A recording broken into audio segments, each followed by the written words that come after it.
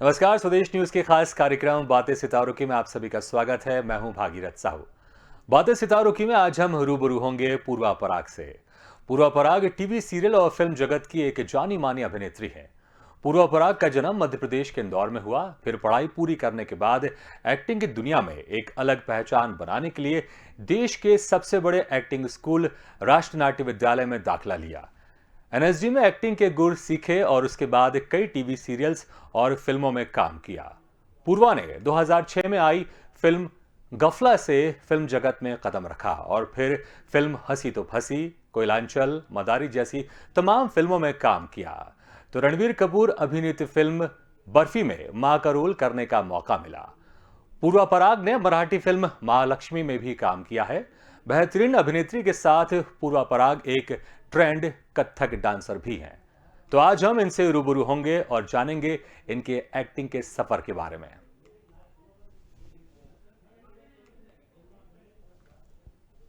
पूर्वा पराग एक बेहतरीन अभिनेत्री हैं, कथक डांसर हैं, मराठी फिल्मों में काम किया है, सीरियल में काम किया है। मदारी फिल्म में इरफान खान की मां का रोल करने का भी उनको मौका मिला। तो वहीं जो बर्फी फिल्म थी जिसमें रणबीर कपूर मुख्य भूमिका में थे, उसमें भी उनको उनकी मां का रोल करने का मौका मिला। तो इस वक्त सीधे हमारे साथ पूर्वा पराग जुड़ गई हैं और हम उनसे शुरू करते हैं बातचीत का सिलसिला। पूर्वा पराग जी, बहुत बहुत स्वागत है आपका स्वदेश न्यूज की खास पेशकश बातें सितारों की में। Thank you very much. अपने बारे में सुन के बड़ा अच्छा लगा। जब कोई मध्य प्रदेश, इंदौर ये सब बातें करता है ना, एक्चुअली बहुत अच्छा लगता है। बताइए जी। पूर्वा जी, 21वीं सदी की हम बात करें तो भारत में जो महिलाएं हैं वो लगातार बेहतर काम कर रही हैं, हर क्षेत्र में बहुत अच्छा काम कर रही हैं। कोई भी फील्ड हो, एक्टिंग की फील्ड हो, टेक्नोलॉजी की फील्ड हो, लेकिन फिर भी पुरुषों की तुलना में, लड़कों की तुलना में लड़कियों को, महिलाओं को ऊपर बंदिशें ज्यादा हैं। ये मत करो, वो मत करो, यहां मत जाओ, वहां मत जाओ, अगर कहीं जा रही हो तो रात होने से पहले घर आ जाना। और जब आपने एक्टिंग की शुरुआत की तो उस वक्त भारत में थोड़ा सा जो समाज था, परिवार था, वो आज के मुकाबले और कंजर्वेटिव था।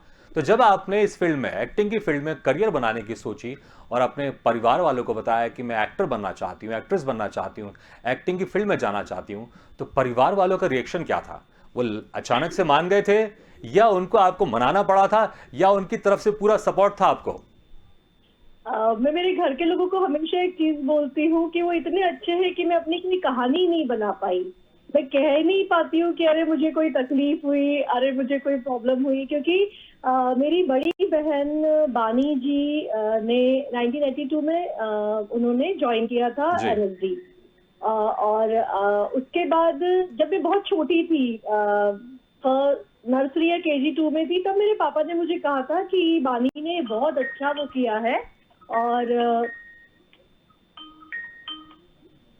जी पूर्वा जी। हेलो। जी जी जी, पूर्वा जी। आपको ये यहाँ से कुछ डिस्कनेक्ट हो रहा है? इज नहीं इट नहीं, ओके? आपकी आवाज आ रही है हमें। ओके। जी दिख रही हूँ? बिल्कुल बिल्कुल बिल्कुल, आप बोलिए। आप या ओके, फाइन, आपकी क्योंकि आवाज मुझे आ भी रही है। जी ओके, ग्रेट ग्रेट ग्रेट। तो जी। चूंकि मेरी बड़ी बहन खुद एनएसडीएन थी, तो दीदी के साथ मैं वैसे कभी नहीं मिली थी उससे पहले। लेकिन ये पता था कि एक अच्छी जगह है। हम्म और बेसिकली मैं डांसर बनना चाहती थी, तो मैंने कथक में ग्रेजुएशन किया, पोस्ट हम्म ग्रेजुएशन किया। इस बीच में मैंने फिल्में बहुत की। कृष्णा अर्जुन करके एक बहुत पहले एक जितेंद्र की फिल्म रिलीज हुई थी, उसमें मुझे ऐसे ही काम मिल गया था। मैं इंदौर से बॉम्बे आई थी अपनी दोस्त के यहाँ। हम्म और मेरे अंकल उस फिल्म के अंकल मतलब पापा के दोस्त उस फिल्म के प्रोड्यूसर थे, जिनको मैं नमकीन देने गई, तो इंदौर के नमकीन ने मेरे लिए काम किया। और मैंने वो एक फिल्म में एक छोटा सा कैमियो किया था, अपोजिट जैमिनी और जॉनी लीवर जी का हम्म लव का रोल किया था। तो that was during my study time. Hmm तो ये समझ में आया कि बीइंग डांसर मैं एक्ट्रेस हो सकती हूँ, मुझे एक्टिंग आती है, आ हम्म सकती है। फिर ये करते करते मैं इसरो के एजुकेशनल प्रोग्राम से जुड़ गई फॉर पॉकेट मनी, क्योंकि डांस में एज ए प्रोफेशन एक्वायर करना चाहती थी और एक्टिंग में पैसा कमाने के लिए, टाइम पास करने के लिए कि चलो ये भी कर लो यार, इससे पैसे आते हैं, तो आप कॉस्ट्यूम बना देते हो कथक का ना, पापा मम्मी से पैसे भी मांगने पड़ते। तो ऐसे मेरी एक्टिंग यात्रा स्टार्ट हुई। और मेरे पेरेंट्स को एक्चुअली किसी चीज से कोई प्रॉब्लम नहीं थी। जब मेरा ग्रेजुएशन करने के बाद मैंने कहा मुझे शादी करनी है, तो मुझे पापा क्या बगैर करियर बनाए हम शादी नहीं करने देंगे। तो मेरे पापा श्री रोमेश जोशी, मैं कहती हूँ अगले 40, आप लोग जिस तरह के पापा बनने की कोशिश करते हो ना, वो ऐसे 30-35 साल पहले वैसे पापा थे, जी। इतनी मॉडर्न। उन्होंने मुझे हर वो चीज की लिबर्टी दी, जहां उनको लगता था कि बेटी के लिए अनसेफ है, वो वहां जाके अब मेरे साथ खड़े होते थे। वो इस तरह से अरेंजमेंट करते थे ताकि मुझे कुछ भी टफ ना लगे। उन्होंने अपने काम को सेक्रीफाइस किया कई बार सिर्फ मेरे लिए। तो मुझे एक ऐसा परिवार मिला, ऐसे पेरेंट्स मिले। मेरी माँ ने मुझे हमेशा सपोर्ट किया। उन्होंने कभी नहीं कहा कि तुम घर के काम नहीं करती हो। दिस इज, जो करना हो करो, अच्छा करो, समझदारी से करो, कुछ गलत मत करो। हम तुम पे ट्रस्ट कर रहे हैं, तुम हमारा ट्रस्ट रखना। इतनी सी बंदिश थी मुझ पे कि विश्वास मत तोड़ो, बाकी सब सब सब कुछ अलाउड था। मतलब लड़के वड़के पीछे पड़ते थे ना, उस समय बहुत ज्यादा होता था जी। तो वो भी मुझे मैं घर जाके बता देती थी, आज 3 लड़कों ने छेड़ा, और 2 हंसते थे, यार तू क्या डिग्री लेके आती है हमेशा। तो फिर उसके बाद आपके very beautiful and open family. जी। ये मेरे लिए सबसे बड़ा ब्लेसिंग था। फिर जिस इंसान से मुझे प्यार हुआ वो भी पत्रकार थे, तो वो भी ऐसे ही थे, तू पागल है क्या, मुझे किसी घरेलू औरत से या ऐसी लड़की से शादी नहीं करनी है, you have something, work for it. और मैं एमएसडी मेरा जाने का जो फाइनल हुआ वो भी इन दोनों की, पापा और पराग, इन दोनों की ही इंस्पिरेशन से हुआ। और मेरी माँ हमेशा एक सपोर्ट सिस्टम बन के, बीइंग अ फीमेल, मेरे साथ खड़ी रही। तो मैं कह सकती हूँ कि मैं भारत की सबसे प्रोग्रेसिव परिवार की लड़की हूँ, सबसे प्रोग्रेसिव परिवार की बहू हूँ। मुझे हर तरह से सपोर्ट है। मेरे पास कोई स्टोरी नहीं जहाँ मैं कह सकती हूँ मुझे स्ट्रगल करना पड़ा। नहीं नहीं, बहुत बहुत बढ़िया रहा, आपकी परिवार की तरफ से आपको पूरा सपोर्ट मिला है। अब पूर्वा जी, लेकिन जी जिस तरह से हम देखते हैं इंडस्ट्री में बड़ा काफी स्ट्रगल होता है, कोई एक्टर बनने जाता है, एक्ट्रेस बनने जाता है, उसको काफी कभी कभी बहुत लंबा स्ट्रगल करना पड़ता है। तो हम आपके स्ट्रगल लाइफ की बात करें, क्योंकि घर से आपको पूरा सपोर्ट था। नहीं तो हमने देखा है कि जो एक्ट्रेस होती हैं घर में ही उनको स्ट्रगल करना पड़ता है इस फील्ड में आने के लिए, लेकिन घर से आपको पूरा सपोर्ट मिला। तो इंडस्ट्री में जब आप गई मुंबई, तो वहां पर किस तरह का स्ट्रगल रहा, और खासकर एज ए एक्ट्रेस, एक अभिनेत्री होते हुए किस तरह के अलग चैलेंज रहते हैं? हाँ, एक्चुअली क्या होता है ना कि मतलब मैं ऑनेस्टली शेयर करूंगी, मैं बहुत बातें बनाना नहीं, बातें करना बहुत जानती हूँ, बातें बनाना नहीं आता मुझे। तो मैं बहुत ईमानदारी से कहूंगी कि जब मैं एनएसडी पहुंची, जब मैंने एक्टिंग इसरो में करना शुरू की, ये सब करते करते समझ में आया कि नहीं यार, अच्छी एक्टिंग के लिए थिएटर करना जरूरी है। तो मैंने थिएटर ज्वाइन किया, वहां सीखे। मेरे साथ के जो एक्टर्स थे, अभिनव रंगमंडल, उज्जैन से ही मैंने पूरा काम किया है। तो मेरे जो सीनियर एक्टर्स थे, वो सो गुड, इतने अच्छे थे वो लोग काम में अपने, कि उनसे रोज कुछ सीखने को मिलता था। और जब उन्हें लगा कि नहीं यार ये लड़की अच्छी है, तो उन्होंने मुझे हर काम करवाया। मतलब मुझे चाय भी बनवाते थे, मुझसे सेट भी पुतवाते थे, बोलते थे नहीं, अगर एक्ट्रेस बनना है, अगर थिएटर करना है, तो तुम्हें हर काम, लड़की बन के मत खड़ी हो जाओ कोने में, ह्यूमन की तरह बिहेव करो और सारा कुछ करो। तो ऐसे समझ जाए। और मेरे साथ 2 चीजें बहुत अच्छे से रही, क्योंकि मैं एक जुड़वा भाई की बहन हूँ, तो मैं कभी खुद को लड़की की तरह नहीं देख पाती, तो मैं समाज को पुरुष की तरह नहीं देख पाती। मेरे लिए पुरुष, क्योंकि मेरे घर के पुरुष बहुत कंफर्टेबल है, तो मुझे कभी पुरुषों से डर नहीं लगा। और चूंकि मैं पुरुषों से कभी डरी नहीं, उन्होंने मुझे डराया नहीं। मैं नहीं मानती कि आपके साथ अगर आपकी कोई कलीग आके खड़ी होती होगी जो आपको लगे कि बहुत स्ट्रांग हेड है और बहुत अच्छे से अपना काम जानती है और काम करना चाहती है, आप उसको गलत वे में ट्रीट करोगे। यू आर ऑल्सो मेल, आप भी पुरुष समाज का हिस्सा हो, मैं स्त्री समाज का हिस्सा हूँ। अगर मैं आपके सामने बराबर पे खड़ी होती हूँ, आप मेरी इज्जत करेंगे। आपकी मजबूरी है मेरी इज्जत करना, या आपका नेचर है मेरी इज्जत करना। तो मेरे साथ शुरू से यही हुआ कि मैं जब भी खड़ी हुई, मैं एक औरत की तरह कभी नहीं खड़ी हुई। जिस लड़के ने मुझे कभी छेड़ा या गलत बोला या कुछ किया, या किसी प्रोड्यूसर ने मुझे किसी तरह से गलत इंटेंशन में देखा, आई जस्ट फाइंड इट कि ओके, आपको एक एक्टर की नहीं, आपको एक औरत की जरूरत है, मुझे नहीं आना। मेरी महत्वाकांक्षाएं हमेशा मेरे कंट्रोल में थी। मेरी महत्वाकांक्षाएं कभी मेरे सिर के ऊपर नहीं चढ़ी। मैं भी बचपन में ऐश्वर्या राय बनना चाहती थी, ठीक है, मैं भी चाहती थी कि मैं मिस वर्ल्ड बन जाऊं। पर जब मैंने मिस वर्ल्ड का वो देखा, फॉर्म देखा, तो पता पड़ा हाइट जो है वो मुझसे बहुत ज्यादा है। मैंने वहां से अपने आप को चेंज किया कि नहीं भाई, मैं मिस वर्ल्ड नहीं बन सकती। तो मैं कहूंगी कि मैंने हमेशा लॉजिकली अपने एम्बिशंस को करेक्ट किया, और अपने जो रीजनेबल एम्बिशंस थे उनको एक्चुअली मैंने हार्डवर्क किया। तो उसके कारण जब आप एक व्यक्ति की तरह खड़े होते हो, तो मेरा ये मानना है कि समाज कैसा भी हो, आप अगर एक व्यक्ति की तरह खड़े होगे तो समाज आपको एक व्यक्ति की तरह देखेगा। हम औरतों को सिक्स सेंस होता है, हमें पता है कि सामने वाला आदमी गलत नजर से देख रहा है, हम वहां से हट सकते हैं। हमें बिल्कुल। नहीं जरूरत है कि अपने एम्बिशंस के लिए, हम अपना करियर के लिए हम अपने स्वाभिमान को कॉम्प्रोमाइज करें। क्योंकि ये तो आप समझ, मैं इतना तो बचपन से जानती थी कि बगैर औरत के घर नहीं चलता, बगैर औरत के दुनिया नहीं चलती। मेरे पापा कहते थे कि बेटा औरत है इसलिए ये दुनिया है, तुम औरतें नहीं होती तो घर में प्रेम नहीं होता, तुम औरतें बाहर नहीं होती तो आदमी की कोई इच्छा नहीं रह जाती कुछ भी करने की। जी। कहीं न कहीं अपने परिवार को, अपने परिवार की औरतों को सुखी करने के लिए इतना स्ट्रगल कर रहा है। जी। तो एक औरत का महत्व मुझे हमेशा से पता था, इसलिए मैंने कभी अपने औरत होने से कॉम्प्रोमाइज नहीं किया और कभी भी किसी पुरुष को अपने ऊपर हावी नहीं होने दिया क्योंकि मैं औरत हूँ। मैंने हमेशा वो सम्मान के साथ में खड़ी हुई। तो मुझे, मैं सीरियसली बोल रही हूँ, जो अब ये हुई एज एन फीमेल मेरा स्ट्रगल, तो मैंने उस स्ट्रगल को सामने आने ही नहीं दिया। मैं हमेशा एक औरत की तरह खड़ी हुई कि मैं एक महिला हूँ, यहाँ महिला को पूजा जाता है, ये मैं उस धरती को हूँ। आप मेरे को पूछिए, नहीं पूछ सकते, नमस्ते करिए, और आपको उसके बाद भी नियत खराब है तो नमस्ते, मैं आपको नहीं पहचानती। जी। ये मेरा बहुत शुरू से एटीट्यूड रहा। तो मैं सच कहूंगी कि मेरे साथ कोई दुर्घटना नहीं हुई। क्योंकि एक फिल्म मैं कर रही थी बिफोर दफला, और वो डायरेक्टर बड़े पुराने थे, तो उन्होंने मुझे कहा, अरे तुम तो शादीशुदा हो और गलती की। मैंने कहा सर सॉरी, अब गलती हो गई, भुगत लो, काम अच्छा करके दे रही हूँ। तो जब आप में गट्स होते हैं, आप हर चीज से फाइट कर लेते हो। आपको जहाँ पता है कि कुछ इसको आपसे गलत ही इसकी अपेक्षा है, आप हट जाओ वहां से। ये नहीं मिलेगा, कोई और काम मिलेगा। अपने स्वाभिमान को हटा के आप थोड़ी काम करोगे।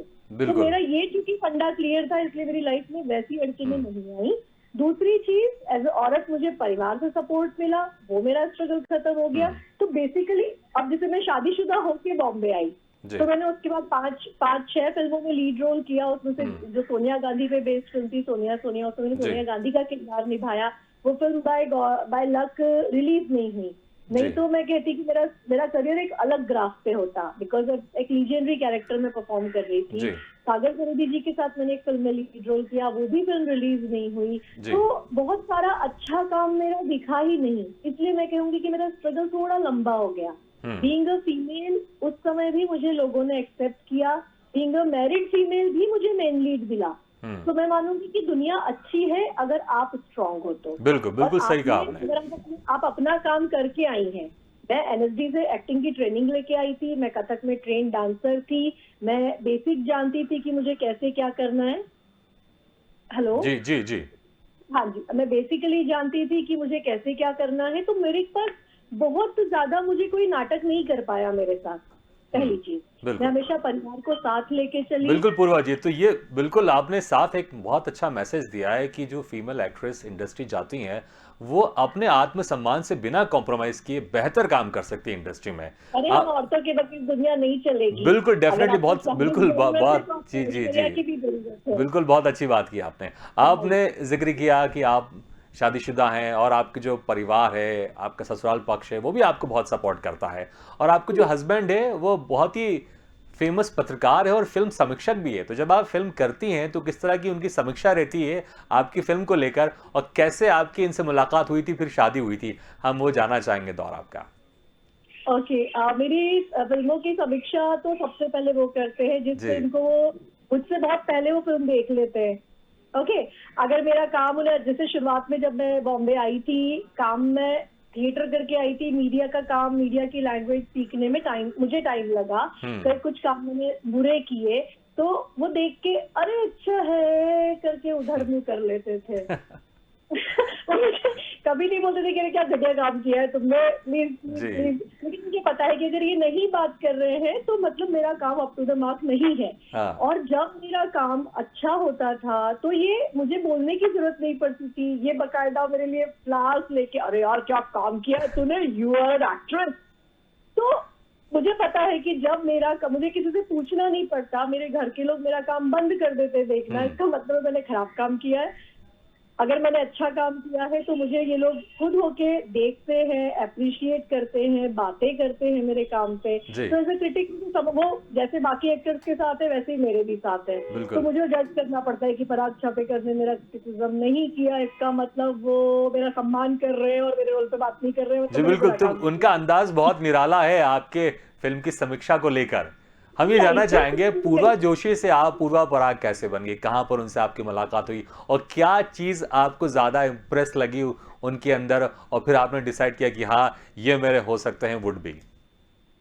अच्छा जी। हम एक तो बहुत अच्छे दोस्त थे बहुत लंबे टाइम तक। जी। और ऐसा कुछ नहीं था हमारे बीच में, मैं उनके लिए लड़कियां ढूंढती थी और जो मुझे लड़के पसंद आते थे मैं उनसे शेयर करती थी कि ये कैसा है, हम्म। अभी इसने प्रपोज किया है। तो वी वर वेरी, हम बहुत कंफर्ट जोन थे एक दूसरे का, जिसको कहते हैं ना कोजी कॉर्नर। हम बहुत हम्म। लंबे टाइम तक कोजी कॉर्नर बने रहे एक दूसरे का, और हम एक दूसरे से बेइंतहा प्यार करते थे। उसका नाम नहीं था, मैं उनको एज अ पति नहीं चाहती थी ना हम्म। प्रेमी चाहती थी, बट मैं उस शख्स को बहुत प्यार करती थी क्योंकि पराग में एक्सेप्टेंस है। आज अगर मैं आज की तारीख में भी जाके अगर पराग को कहती हूँ कि पराग मेरी एक फिल्म है जिसमें मुझे फिजिकल होना है अपने हीरो के साथ, तो मुझे पराग से पता है कि मुझे पराग कहेंगे कि यू नीड सम हेल्प। वो ये नहीं कहेंगे कि अच्छा कौन है हीरो, क्या कर रही हो, वो ये नहीं कहेंगे। मुझे कहेंगे you need some help for rehearsal, और यू नीड सम गाइडेंस, और you need some sort of security from my side, hmm. What else you want in your life. तो ये ओपननेस पराग में शुरू से है, और यही ओपननेस मेरे पिता में भी थी। हम्म। और मेरे पिता और पराग चूंकि दोनों पत्रकार थे, दोनों की बहुत आपस में पटती थी। जी। तो मुझे एक बहुत बड़ा संबल था कि ये मेरे पापा को प्यार करता है, मेरे पापा इसको प्यार करते हैं, मैं इसके साथ सुखी रहूं या दुखी रहूं, मेरे घर में मेरा परिवार एक साथ रहेगा। हम्म। और फिर पराग फिर प्यार तो मैं बहुत ही ज्यादा करती थी। फिर एक्सीडेंट ही हुआ कि मेरी दो फ्रेंड ने पराग को बोला कि या तो हमसे प्यार करो नहीं तो पूर्वा से करो। पराग ने कहा पूर्वा से करूंगा, तुम लोगों से नहीं करूंगा। तो प्यार का इजहार पहले किसने, क्या आपके हस्बैंड ने किया था? मैंने किया। अच्छा, आपने किया था। फिर क्या था उनका रिएक्शन जब आपने उनको प्रपोज किया? सच वाला बताऊं, जी उन्होंने बिल्कुल मुझे सच कहा, वाला। उन्होंने मुझे कहा तू पागल है क्या, तेरे को बहुत अच्छे लड़के मिलते हैं, मेरे से क्या कर रही है। फिर एंड आई वाज लाइक तुम पागल हो क्या, कोई लड़के प्रपोज कर रही है तो पैसे मिलते हैं क्या। हाँ। Then he was in Mumbai at that time and I was in Indore, तो वो अगली ही बस से इंदौर आए और मुझे समझाया कि देख मुझ में ये बुराई है, जी। मैं अच्छा लड़का नहीं हूँ। मैंने कहा सुनो, मुझे तुमको कंट्रोल करना आता है, मैं ठीक कर दूंगी, चलो शादी करते हैं। जी। So it was very, मतलब बहुत हिलेरियस लव स्टोरी हमारी, और कुछ 6 साल का स्पैन था जिसमें हमको पेरेंट्स के अपोजिशन का, करियर अपोजिशन का सामना करना पड़ा था। जैसे मेरे पापा पराग को बहुत प्यार करते थे, मेरी माँ पराग को बहुत प्यार करती थी, लेकिन उन्होंने कह दिया नहीं नहीं नहीं, हमारी लड़की की हिसाब से तेरा करियर नहीं है, पहले कुछ बन, नहीं तो हम इसको कुंवारी रखेंगे तेरे लिए हाँ। जिंदगी भर।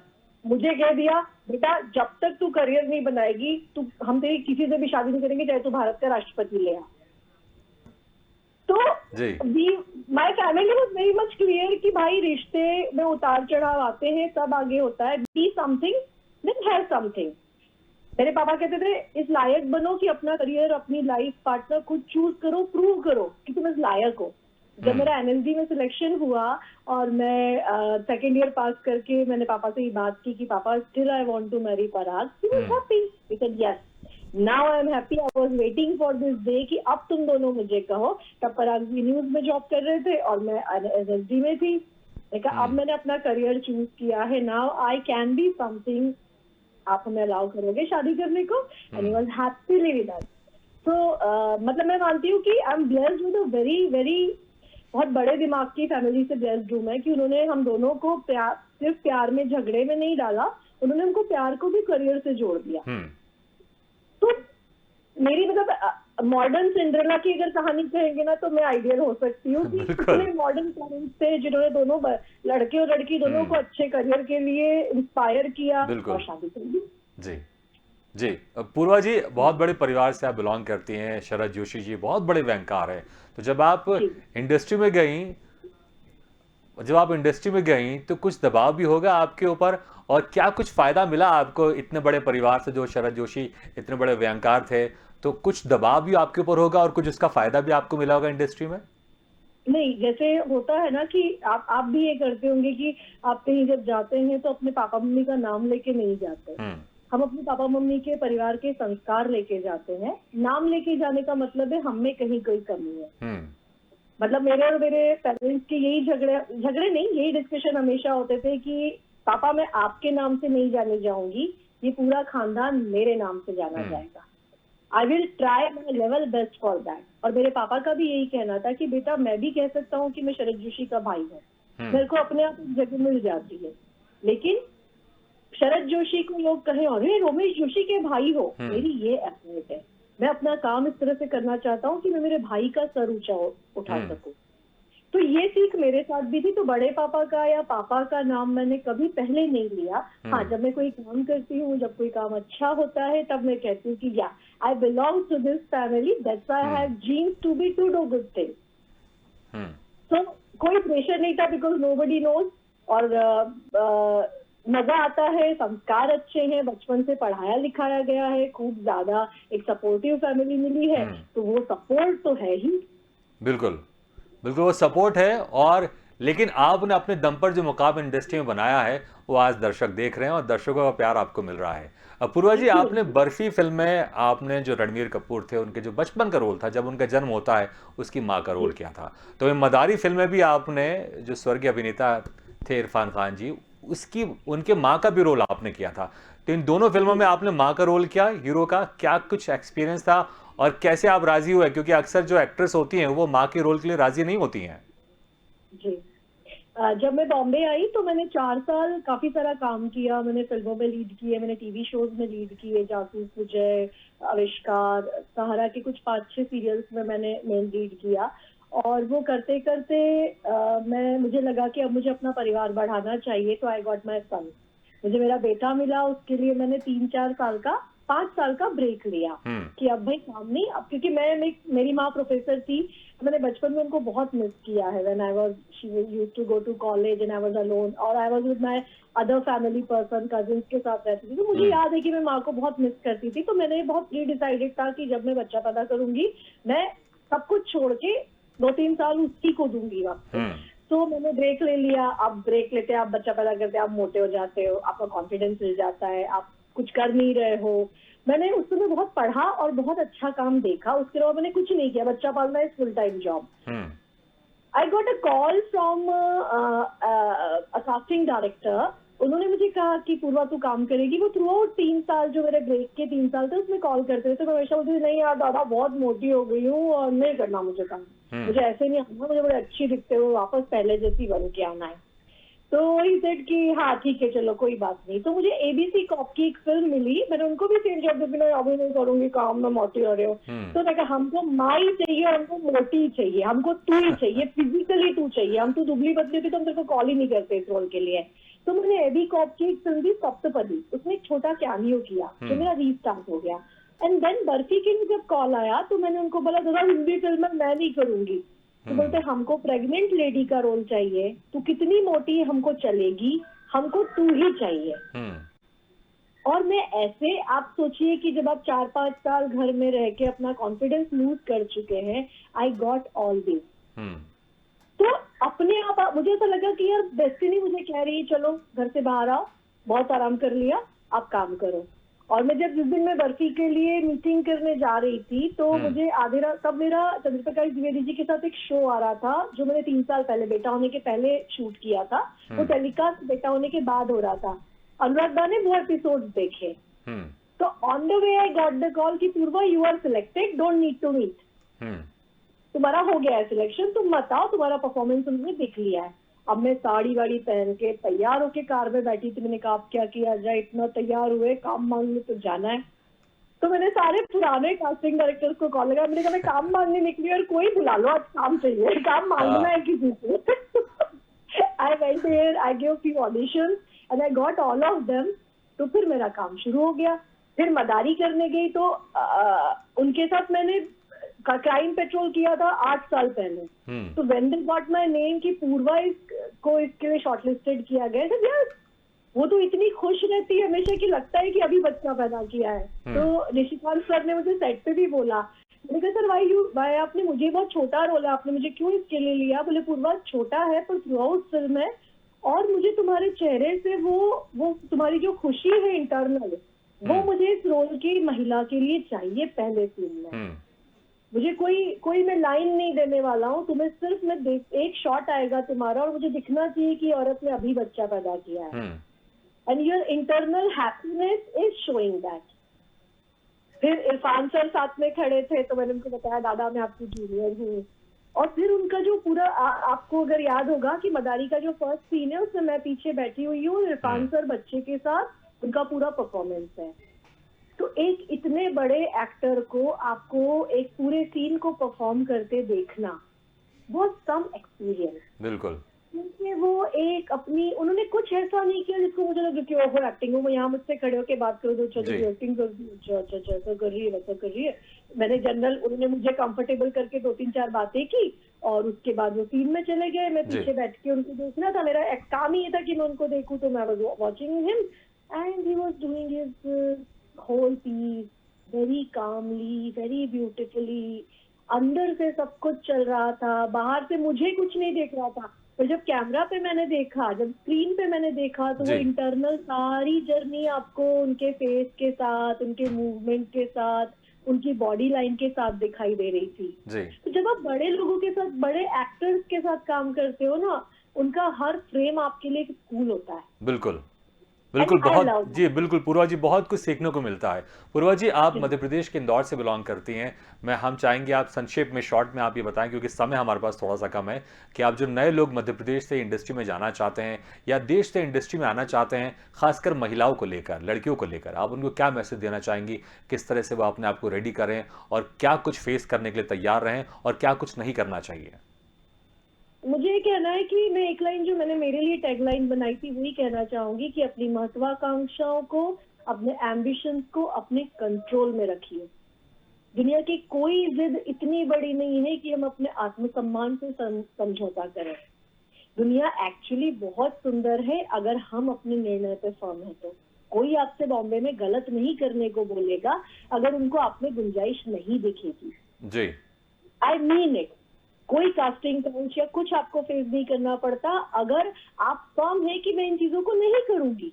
बिल्कुल। कोई नहीं कहता आपको तय करना है कि आपको इस रास्ते पे नहीं जाना है। हुँ। तो अगर आप एक्चुअली आप एक्टिंग करना चाहती हैं, अगर आप आना चाहती हैं, इट्स अ ब्यूटीफुल वर्ल्ड। थोड़ा जी। स्ट्रगल ज्यादा है क्योंकि हम बहुत सारे लोग हैं और काम बहुत कम है, तो वो पेशेंस रखना पड़ता है। हमेशा अपना बैकअप रखिए, हमेशा अपने साथ एक कोई चीज ऐसी रखिए जिससे आपको काम के लेवल पे कॉम्प्रोमाइज न करना पड़े। ऐसा नहीं हो कि अगले महीने का किराया देने के लिए आप आज कुछ गलत काम को एक्सेप्ट करें। बस इतनी सी अपनी प्रिपरेशन करिए, जी। पढ़ लिख के आइए। सिर्फ फैशन के लिए एक्टिंग करने मत आइए, एक्ट्रेस बन के एक्टिंग करने जी। आइए।